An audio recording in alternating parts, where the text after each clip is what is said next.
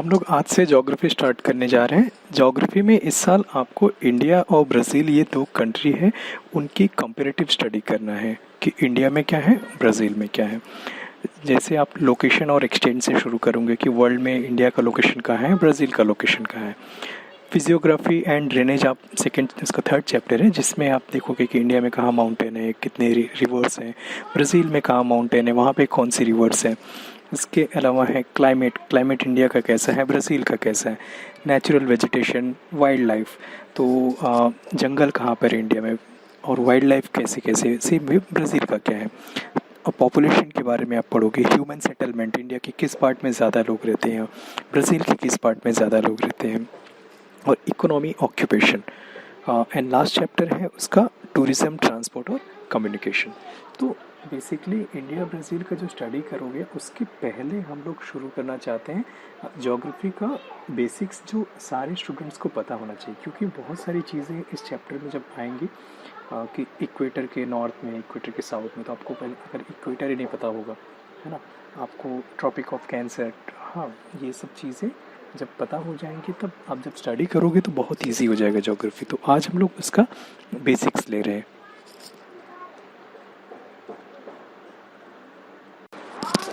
Geography जब आप पढ़ते हो तो दो चीज़ें आती हैं, एक होता है ग्लोब और एक होता है मैप। दोनों को स्टडी करना होता है। जब मैप और ग्लोब आप स्टडी करते हो तब बिना टेक्स्ट पढ़े आप बहुत कुछ वर्ल्ड के बारे में जान जाते हो। तो सबसे पहले आप ये देख लो कि what is globe and what is map. तो ग्लोब जो आपकी डायग्राम में भी दिख रहा है, फिगर में देख सकते हो, globe is a 3 dimensional sphere while map is 2 dimensional.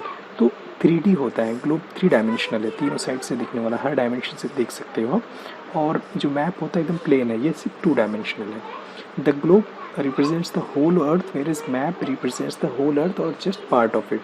तो ग्लोब अगर आपने स्कूल में या कहीं पे देखा होगा, ऐसा जो गोला है यहाँ पे, उस पर आगे पीछे जहाँ पे भी अर्थ के, जहाँ पे जो चीज़ लोकेशन है वो लोकेट किया हुआ है, तो पूरा होल अर्थ उस पर दिखता है ग्लोब पे।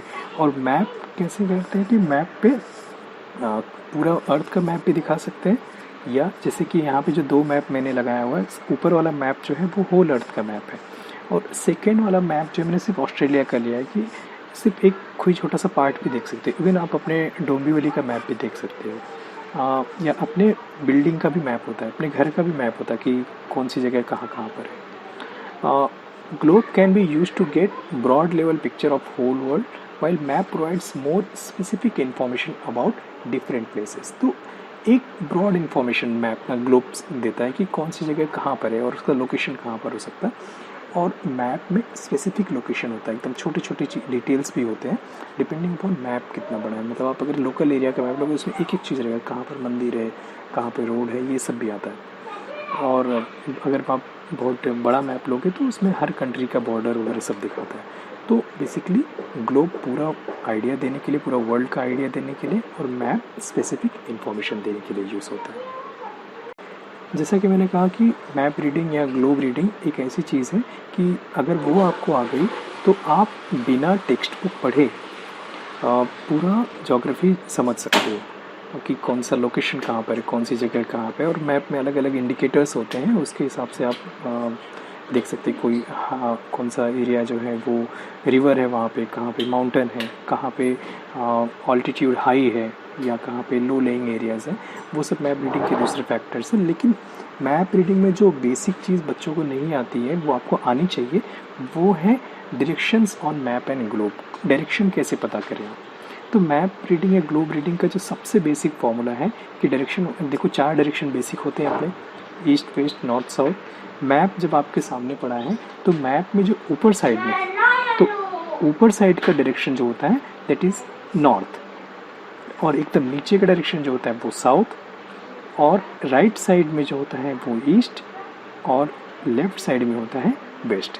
तो north is at top, south at the bottom, west to the left and east to the right.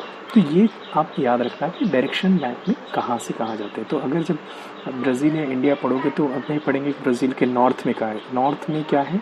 जब भी पूछेंगे तो आप नॉर्थ में जाओगे मतलब ब्राज़ील के ऊपर साइड देखोगे, ब्राज़ील साउथ में तो आप नीचे देखोगे, या इंडिया के नॉर्थ में जो ऊपर साइड वाला पार्ट है इंडिया का वहाँ देखोगे, इंडिया के साउथ में नीचे पार्ट वाला क्या है। ईस्ट अगर कहेंगे तो राइट साइड में इंडिया की कौन कौन सी जगह है, वेस्ट में जो लेफ्ट साइड में जगह है।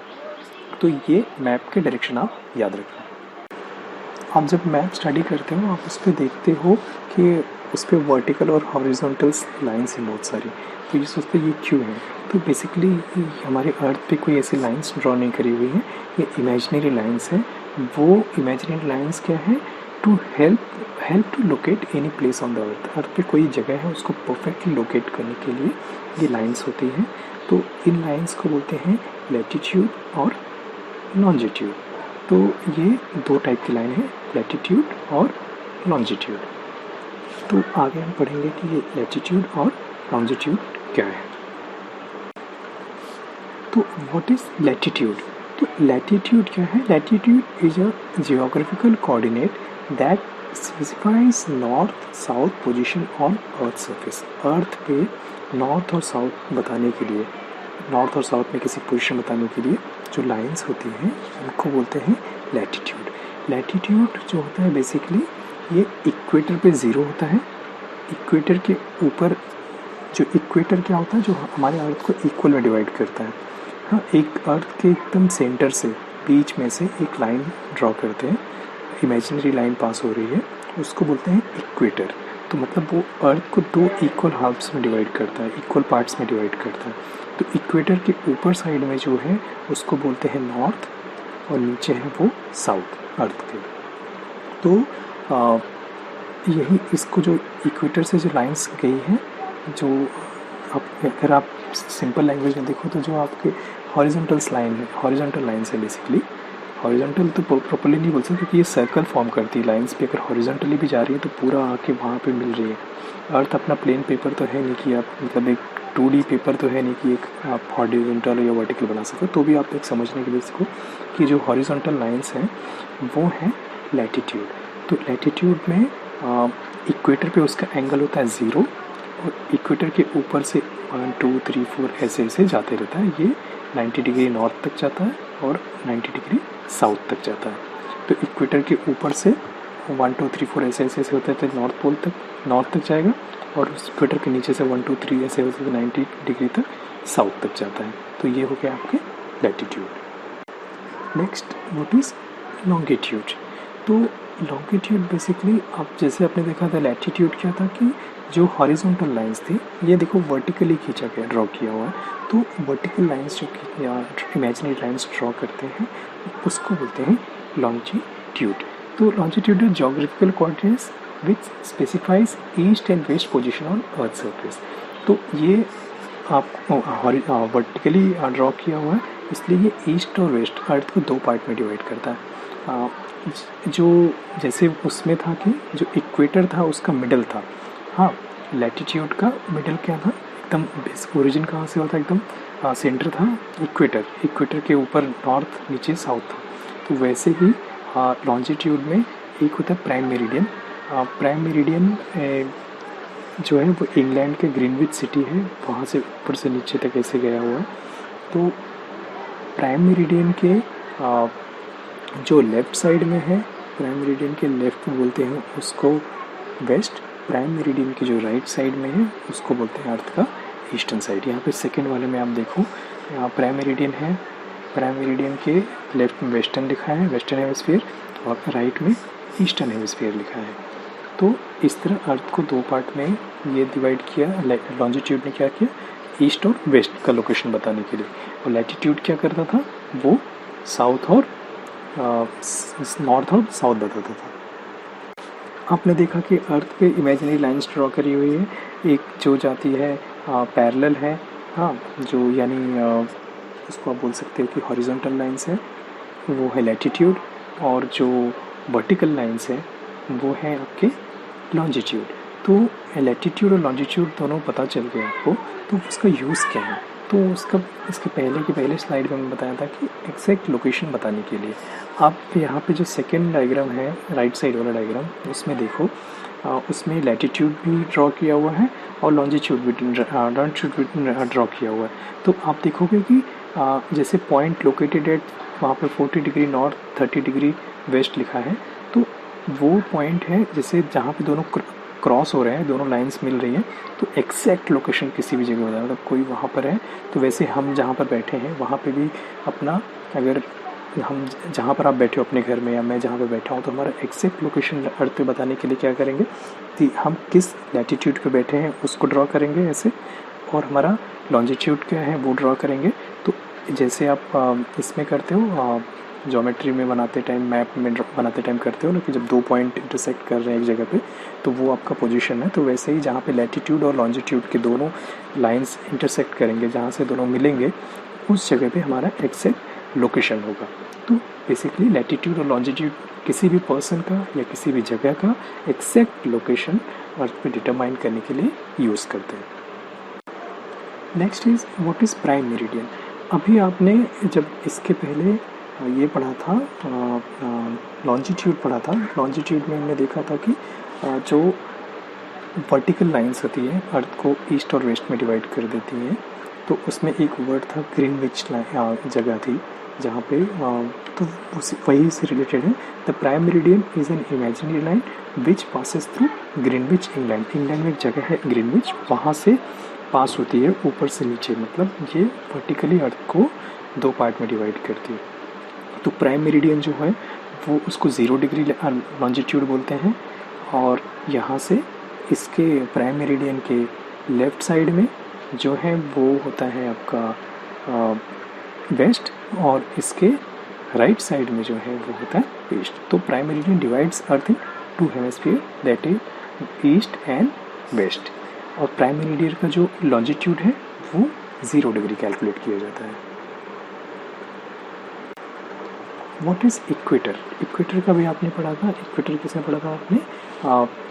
लैटिट्यूड वाले में पढ़ा था कि इक्वेटर का जो लैटिट्यूड है 0 होता है, इक्वेटर के ऊपर नॉर्थ और इक्वेटर के नीचे साउथ होता है।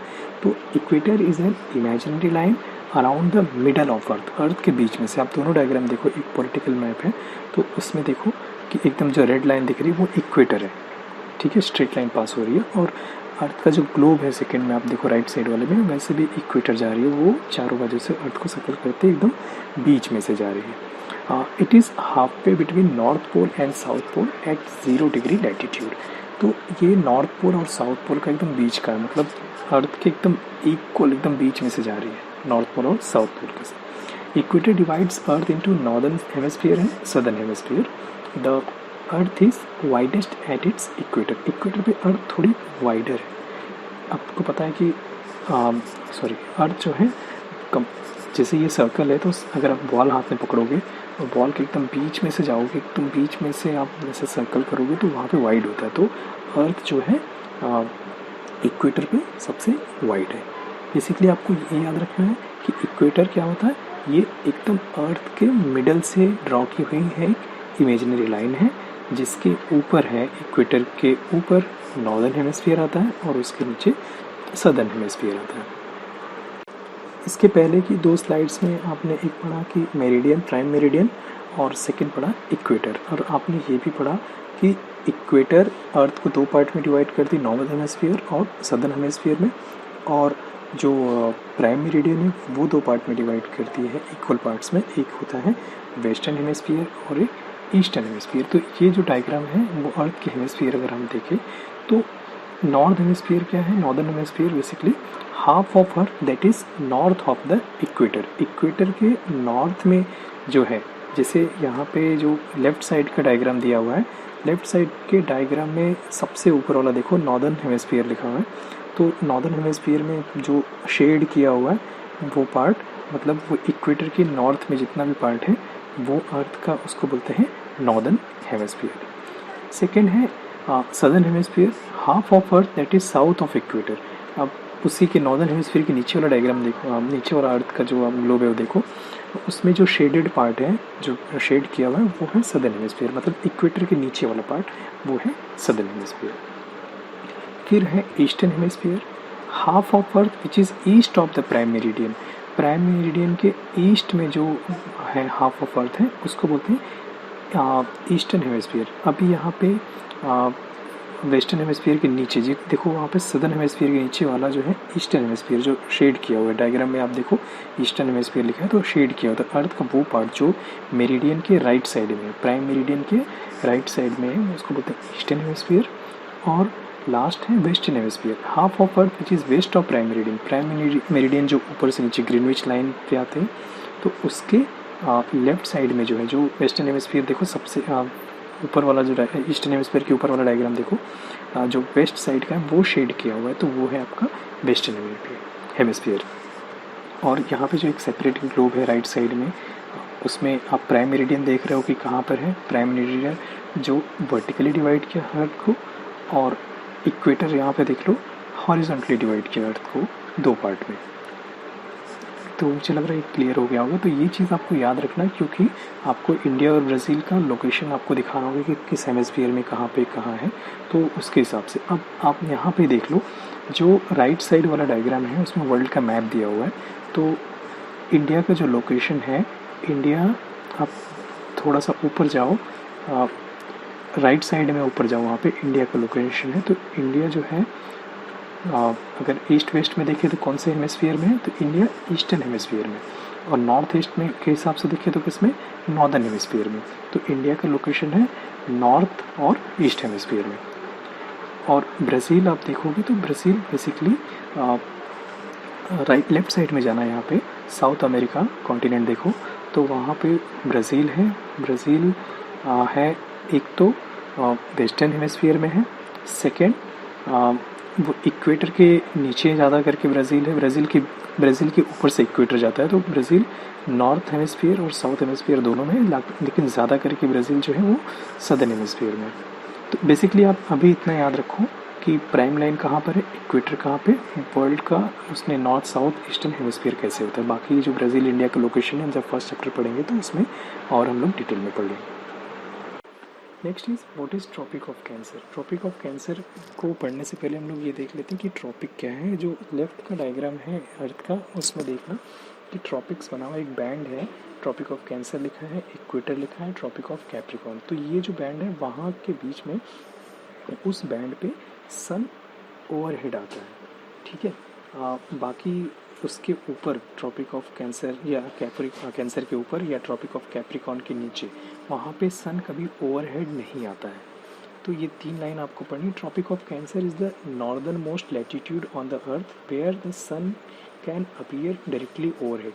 तो ट्रॉपिक ऑफ कैंसर इक्वेटर के नॉर्थ में है, वो ऐसा पॉइंट है नॉर्थ में कि जहाँ पे सन ओवरहेड आ सकता है, और उसके आगे सन एक बार भी ओवरहेड नहीं आएगा। ट्रॉपिक ऑफ कैंसर जो है वो इंडिया से भी पास होता है। आप इसी मैप में देखोगे तो इंडिया, अगर जिसको मैप देखने आता होगा, इंडिया का पोजीशन लोकेट करना होता है तो ट्रॉपिक ऑफ कैंसर इंडिया से भी पास होता है।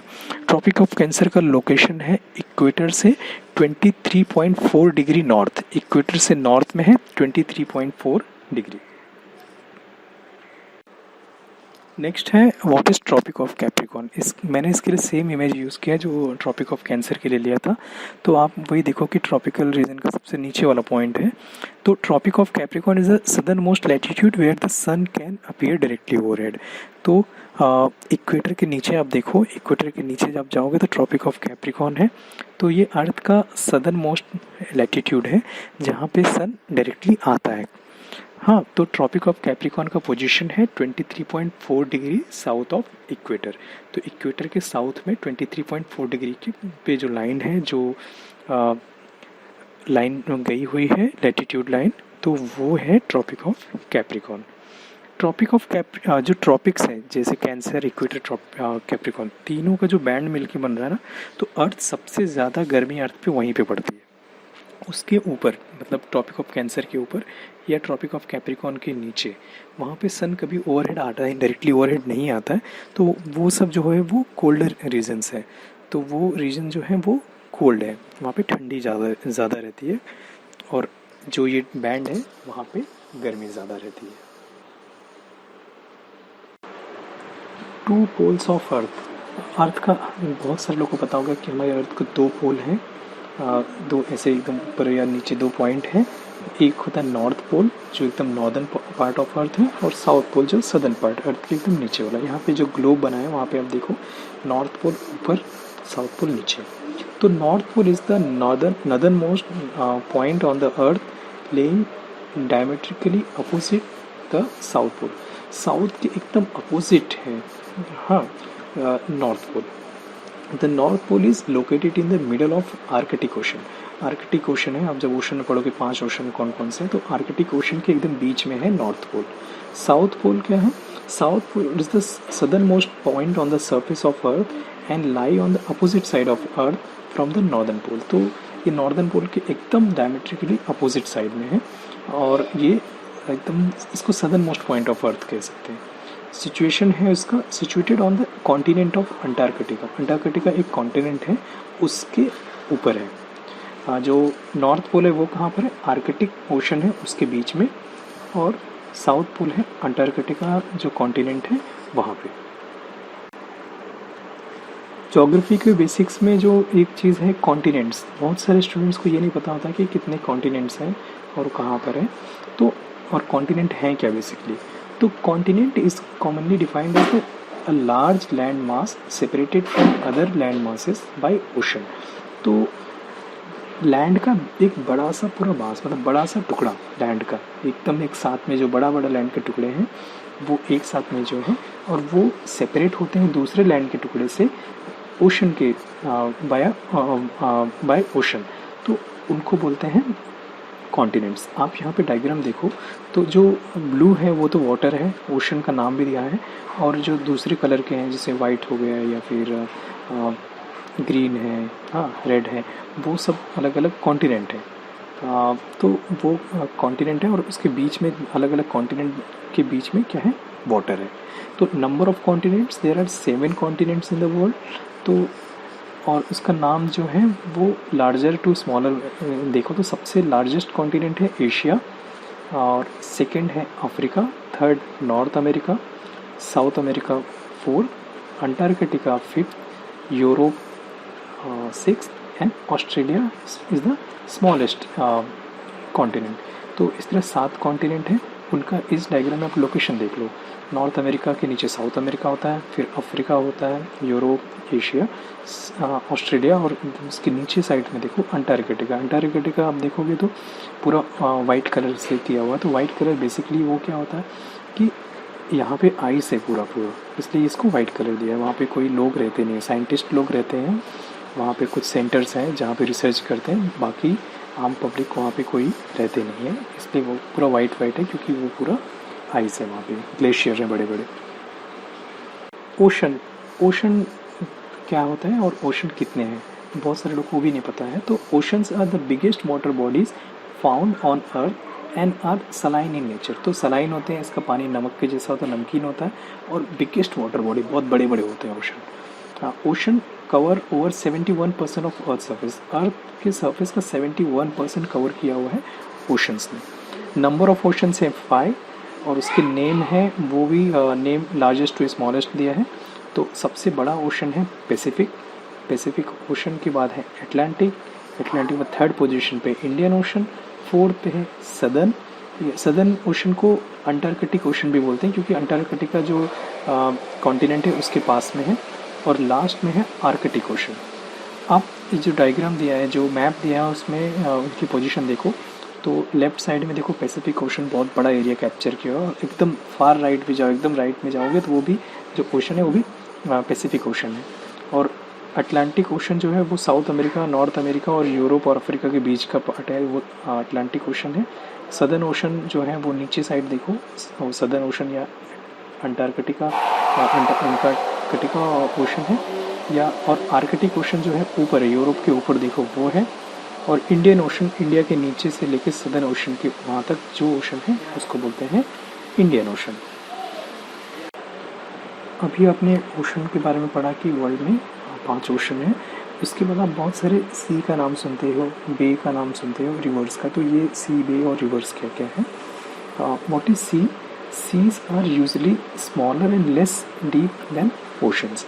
एग्जाम्पल अरेबियन सी, इंडिया की जब मैप पढ़ोगे तो इंडिया के जो लेफ्ट साइड में यानी इंडिया के वेस्टर्न साइड में है वो अरेबियन सी है। तो सी जो होता है ओशन के कंपेयर में छोटे होते हैं और उनके कंपेयर में लेस डीप होते हैं। व्हाट इज़ बे? अब बे क्या आता है? इंडिया के राइट साइड में जब देखोगे तो इंडिया के राइट साइड में बे ऑफ बंगाल है। तो बे होता है normally, bay is a water body that is surrounded by land on 3 side. 3 side जो लैंड से सराउंड करने वाली वाटर बॉडी है उसको बोलते हैं बे।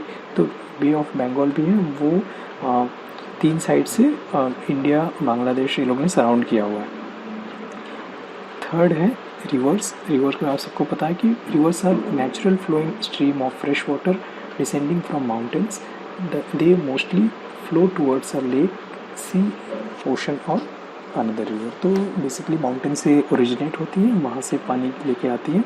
वो लेक कभी कभी कोई जो रिवर होते है किसी लेक में जाके ख़त्म हो जाती है, कोई सी तक जाती है, कोई ओशन या फिर कोई दूसरे रिवर में जाके मिल जाती है। जब आप इंडिया या ब्राज़ील जब उसमें पढ़ोगे तो कई बार आएगा माउंटेन क्या है, प्लेन्स क्या है, प्लेटो क्या है। तो वो हम लोग देखते हैं उसकी these are the types of landforms. तो ये लैंड फॉर्म्स हैं, ये अलग अलग टाइप के लैंड फॉर्म है, लैंड ही है लेकिन अलग अलग टाइप का है। तो क्या फ़र्क है? तो देखो माउंटेन्स पहले आप देखते हैं, जैसे इंडिया के नॉर्थ में हिमालयन माउंटेन्स है, माउंटेन है। तो mountains are large landforms that rise high above surrounding terrain and usually form sharp peaks. Most mountains are formed by the movement of earth tectonic plates called tectonic activity. तो जो mountains होते हैं वो अपने surrounding terrain जो आजू बाजू के एरिया है उसके ऊपर बहुत ज़्यादा ऊंचे होते हैं, बहुत ज़्यादा हाई ऑल्टीट्यूड पे जाते हैं वो लोग। और वो लोग बेसिकली माउंटेन का फॉर्मेशन कैसे होता है, 9th में भी आपको था कि टेक्टोनिक मूवमेंट, अंदर अर्थ की जो प्लेट्स होती है वो मूव करते रहती हैं, तो उसके मूवमेंट की वजह से बनती है। तो उसकी डिटेल में नहीं जानते, बेसिकली आप इतना याद रखो माउंटेन्स जो होते हैं बहुत ही हाई होते हैं, अपने सराउंडिंग एरिया के कंपेयर में बहुत ऊँचे होते हैं वो लोग। ठीक, सेकेंड जो लैंड फॉर्म है वो प्लेन्स है। इंडिया के नॉर्थ में आप जब स्टडी करोगे नॉर्थ इंडियन प्लेन्स है। तो प्लेन बेसिकली वो फ्लैट होता है, वहाँ पे कोई एकदम ऊंची चीज़ नहीं होती, पहाड़ वगैरह नहीं होते। तो plains are large flat piece of land with no drastic change in elevation. Elevation मतलब ऊंचाई, उसकी ऊंचाई में एकदम फ्लैट है, एकदम उसके जो एलिवेशन में है ऊंचाई में कोई ड्रास्टिक चेंज नहीं आता है कि अचानक से बहुत जगह ऊपर हो गया, बहुत जगह नीचे हो गया। तो एकदम फ्लैट होता है basically. Plain can found at any altitude although they are usually lower than the land surrounding them. तो जो अगर प्लेन है तो प्लेन अपने आजू बाजू के सराउंडिंग एरिया कंपेयर में लोअर होता है, मतलब उसके नीचे होता है थोड़ा सा, जो उसका ऑल्टीट्यूड होता है वो काफ़ी नीचे होता है। तो माउंटेन, प्लेन और नेक्स्ट है प्लेटू। इंडिया में नॉर्थ इंडियन प्लेन है, उसके ऊपर इंडियन माउंटेन है, और प्लेन के नीचे इंडिया में जो होता है प्लेटू आता है। तो प्लेटू भी बेसिकली वो प्लेन होता है लेकिन वो एलिवेटेड पीस होता है, मतलब थोड़ा हाइट पे होता है। प्लेन कैसे एकदम लो लेइंग एरिया, एकदम नीचे वाला एरिया। प्लेटू है is a elevated piece of land that unlike mountain is flat. तो वो एलिवेटेड पीस मतलब पीस ऑफ लैंड मतलब वो थोड़ा ऊपर उठा हुआ है लेकिन ऊपर उठने के बाद एकदम फ्लैट हो गया है, तो उसको बोलते हैं प्लेटू। तो इंडिया में डेक्कन प्लेटू है, या इंडिया जो पेनिनसुलर रीजन है वो एक बेसिकली प्लेटू है। तो वो आप जो इंडिया का फिजियोग्राफी वाला चैप्टर है उसमें हम पढ़ेंगे। ये जो यहाँ पे नीचे डायग्राम दिया है उसी में आप देख लो, माउंटेन जो है एकदम जो हाई है वो माउंटेन है, प्लेटू जो है वो हाइट है उसकी लेकिन वो प्लेन है, और उसके बाद वापस एक माउंटेन या हिल आ जाएगी, फिर वापस हाइट पे है लेकिन प्लेन है, वो प्लेटू हो गया। और प्लेन जो है वो एकदम नीचे है, मतलब प्लेन है एकदम फ्लैट है, और फ्लैट के अलावा वो क्या हो रहा है एकदम लो लेइंग एरिया, एकदम एरिया एकदम उसका नीचे है, एलिवेशन बहुत कम है उसका। दूसरे लैंड फॉर्म्स में एक है हिल्स। हिल्स बेसिकली आप सोचो कि माउंटेन को हिल बहुत सारे लोग बोलते हैं, लेकिन ऐसा नहीं है। माउंटेन जो होता है बहुत हाई होता है, उसका एलिवेशन बहुत ज़्यादा होता है। हिल्स का जो होता है वो कंपेयर टू माउंटेन उनका एलिवेशन बहुत कम होता है। Hills are elevated section of land with notable summits that are lower and less steep than mountain. Mountain के कंपेयर में कम हाई वाले होते हैं, और उनका जो स्टीप है वो उनका जो स्लोप है वो बहुत ही इतना स्टीप नहीं होता है। तो ये आपके होता है हिल्स। वैली जो होता है, वैली आपने 9th में पढ़ा था कि लैंड फॉर्म्स बनने वाला जो एक प्रोसेस था, तो उसमें वैली जो है, valleys are low land between mountains and hills that serve as natural gutter that brings water to nearby stream, lake और ओशन। तो दो माउंटेन है या दो हिल्स है, उसके बीच का जो एरिया है उसको बोलते हैं वैली। वैली बेसिकली पानी जाने का रास्ता होता है, नेचुरल गटर बोलते हैं उसको। तो वैली दो टाइप के होते हैं, एक वैली होता है वी शेप वैली और एक U shape valley. V shape valley जो होता है वो रिवर और इरोशन की वजह से होता है, और यू शेप क्या होता है कि जो ग्लेशियर्स जब नीचे आते हैं ग्लेशियर्स, तो वो अपने यू के जैसा शेप बना देते हो, तो यू शेप वैली होता है। नेक्स्ट है ग्लेशियर। ग्लेशियर आपको पता है कि आइस के बड़े बड़े टुकड़े। Glaciers are large moving masses of ice that forms near the earth north and south pole और इन द और ऑन द माउंटेन्स। तो या तो माउंटेन्स पे होते हैं या नॉर्थ या साउथ पोल्स पे हैं ग्लेशियर, वो बेसिकली आइस के बड़े बड़े टुकड़े हैं। Glacier cover nearly 10% of land on Earth and store about 75% of planet's fresh water। तो जो फ्रेश वाटर है, जो मीठा पानी है अर्थ का, उसका 75% ग्लेशियर की फॉर्म में है। और अर्थ का 10% जो लैंड है अर्थ का, वो किसने कवर किया है? लैंड जो है वो ग्लेशियर से कवर है। लास्ट के जो 3 लैंड फॉर्म्स हम पढ़ने जा रहे हैं उसमें फर्स्ट है डेजर्ट। डेजर्ट आपको पता ही है कि desert is a dry piece of land with little और नो वेजिटेशन। तो वो ड्राई होता है, वहाँ पे बहुत कम वेजिटेशन है या लगभग नहीं के बराबर वेजिटेशन है। They are mostly found mainly in the rain shadow area, जहाँ बारिश नहीं होती वहाँ पे डेजर्ट होते हैं। Atmosphere in desert is very dry and day time temperature is high. दिन में टेम्परेचर बहुत ज़्यादा होता है वहाँ पे। नेक्स्ट है islands. Island is a piece of land which is surrounded by water from all sides. तो छोटे छोटे पीस ऑफ लैंड जो है या बड़े भी पीस ऑफ लैंड जो है, जो चारों तरफ से पानी से सराउंडेड है, उनको बोलते हैं islands. Last one is peninsula. Peninsula बोलते हैं, peninsula are large land areas that extend into water bodies. तो बेसिकली जो 3 साइड से पानी से घिरे रहते हैं एरिया, उसको पेनिनसुला बोलते हैं। तो जैसे इंडिया का जो नीचे का पोर्शन है, इंडिया का सेंटर इंडिया से लेके साउथ इंडिया तक का जो पोर्शन है, वो तीनों बाजू से आप देखोगे 3 साइड से पानी से है, तो उसको इंडियन पेनिनसुलर रीजन बोलते हैं। तो बेसिकली वो लैंड फॉर्म है जो पानी से 3 तरफ से घिरा हुआ है। नेक्स्ट इंडिया के बारे में आपको पढ़ना है, ब्राज़ील के बारे में पढ़ना है। तो इंडिया का जीके जो आपको इंडिया के बारे में पता होना ही चाहिए, चाहे आप ज्योग्राफी पढ़ो या नहीं भी पढ़ो। तो इंडिया है, India is A union of states का यूनियन है, बहुत सारे छोटे छोटे स्टेट्स हैं, उसको मिला के जो इंडिया एक कंट्री बना है। तो इंडिया का कैपिटल है New Delhi. Number of state India में स्टेट्स हैं 28 और number of union territories they are 8 union territories. अब ज्योग्राफी में है, पॉलिटिकल साइंस में भी कई बार आता है या सिविक्स में भी कि स्टेट और यूनियन टेरिटरी क्या है। तो स्टेट क्या है? States have their own elected government which has power to frame the laws. इसका खुद का इलेक्टेड गवर्नमेंट होती है स्टेट की, और वो खुद अपने लॉ बना सकते हैं स्टेट में। जैसे महाराष्ट्र हमारा है, एक स्टेट है, तो यहाँ की गवर्नमेंट इलेक्टेड है, हमारे सीएम है उद्धव ठाकरे, तो ये खुद के लॉ बना सकते हैं यहाँ पे स्टेट। यूनियन टेरिटरीज जो होते हैं, union territories are administered and controlled directly by central government of India. Central government of India मतलब जो प्राइम मिनिस्टर होते हैं या उनके जो पूरा गवर्नमेंट है, वो उसको हैंडल करते हैं। Some union territories have elected governments but do not have autonomous powers. कुछ 3 जो इंडियन यूनियन टेरिटरीज हैं, they can elect their government directly. तो वो अपने गवर्नमेंट, अपने चीफ मिनिस्टर इलेक्ट कर सकते हैं। जैसे दिल्ली है और साउथ में पौंडीचेरी है, तो वो लोग अपने और अभी जम्मू कश्मीर, अभी वहाँ पे इलेक्शन हुआ नहीं अभी बार, लेकिन जम्मू कश्मीर में भी इलेक्टेड गवर्नमेंट होगी, बट वो लोग उनके पावर जो होते हैं वो लिमिटेड होंगे, ऑटोनॉमस पावर नहीं होंगे। तो इस तरह आपके इंडिया के 28 स्टेट हैं और 8 यूनियन टेरिटरीज हैं। ज्योग्राफी के जो बेसिक्स में लास्ट पॉइंट हम लोग जो आज पढ़ने जा रहे हैं वो है नेबरिंग कंट्रीज़ ऑफ इंडिया। तो इंडिया की नेबरिंग कंट्री कौन कौन से हैं? तो नेबरिंग कंट्री जो हमारे पास में है, तो इंडिया के पास में भी जो जिसके साथ हम लोग लैंड बॉर्डर शेयर करते हैं और जिसके साथ हम लोग अपना वाटर बॉर्डर शेयर करते हैं, तो वो सब हमारे नेबर्स हैं। तो India shares it's land border with 7 countries. यहाँ पे मैप में भी आप देखोगे तो 7 कंट्री से इंडिया अपना लैंड बॉर्डर शेयर कर रहा है। वो 7 कंट्रीज़ हैं: अफ़गानिस्तान, पाकिस्तान, चाइना, भूटान, नेपाल, म्यांमार और बांग्लादेश। डायग्राम में आप जो ग्रीन कलर से जो है हमारे नेबरिंग कंट्रीज़ बनाए हुए हैं। तो नॉर्थ में देखो आप, नॉर्थ और वेस्ट साइड में देखो तो अफ़गानिस्तान, पाकिस्तान है, और नॉर्थ और ईस्ट साइड में देखो तो चाइना है, नेपाल है, भूटान है, और ईस्ट साइड में देखो तो बांग्लादेश है, और ईस्ट में ही ईस्ट और एकदम ईस्ट देखो तो म्यांमार है। तो इस तरह 7 कंट्री हैं जिसके साथ अपना लैंड बॉर्डर शेयर करता है India. India shares water borders with 3 countries.